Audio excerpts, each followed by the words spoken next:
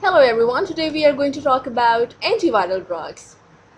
And well, one of the good things about these antiviral drugs is that most of these antiviral drugs have VIR, which kind of stand for virus, hidden somewhere in their names. So good, you don't have to learn so much about it. Anyway, the antiviral agents, most of these antiviral agents or drugs are actually antimetabolites drugs, and these antimetabolites actually resemble the structures of bases of purine and pyrimidine or their nucleoside forms. And these antimetabolites are the prodrugs, and they are actually activated by either host cell or viral enzymes. And these viral enzymes are usually kinases. As we all know, the function of kinase is actually the phosphorylation. They are actually the phosphorylation enzymes that causes the phosphorylation of the substrates.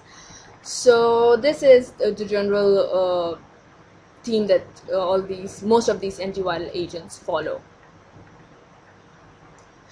Okay, now we're gonna tell you about the summary of these mechanism of action of all these drugs.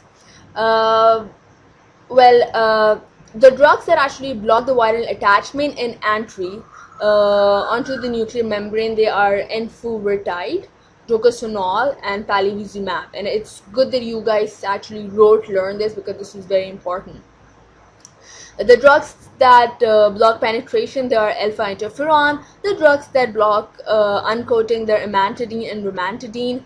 There are no drugs that actually block the early protein synthesis, but there are a certain amount of drugs that block nucleic acid synthesis, and they are nucleoside reverse transcript inhibitors. They are non-nucleoside reverse transcriptase inhibitors. There are acyclovir, foscarnet, and anticavir. And well, there are some proteins, some drugs that actually block late protein synthesis, and they are protease inhibitors, obviously. And there are no drugs that actually block the packaging and assembly of the viruses. And there are definitely certain drugs that actually inhibit the viral release from the host cell, and they are your famous neuraminidase inhibitors. Now we're going to specifically talk about herpestic agents, okay, which are actually used against the herpes viruses, the famous herpes viruses. Now, one of the ways by which you can actually learn the common antiherpetic drugs is actually through the mnemonic, which is A, B, C, D, E, F, G. So we have a drug, acyclovir, that stands with A. We don't have a drug that stands with B. We have a drug that stands with C, that is pseudofovir. We don't have a drug that stands with D. We don't have a drug that stands with E. We have a drug that stands with F, which is foscarnet, and we have a drug that stands with G, and that is ganciclovir. So yeah, acyclovir, pseudofovir, foscarnet, ganciclovir, A, B, C, D, E, F, G, where you got B, D, and E. I don't know, this is kind of weird, but I think it's like, I don't know, one of the stupid ways to learn.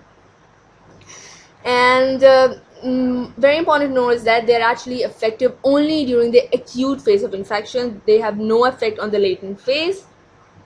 And they all are purine and pyrimidine analogs that actually inhibit viral DNA synthesis, except two drugs which are foscarnet and fomiversin.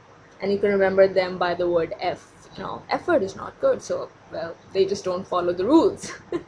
Foscarnet and fomiversin, they are actually not purine and pyrimidine analogs that inhibit viral DNA synthesis. Okay. Next, we're going to talk about the general mechanism of action. The acyclovir, penciclovir, and denciclovir. Okay, they are actually activated to their monophosphate form by the virus specified enzyme, which is actually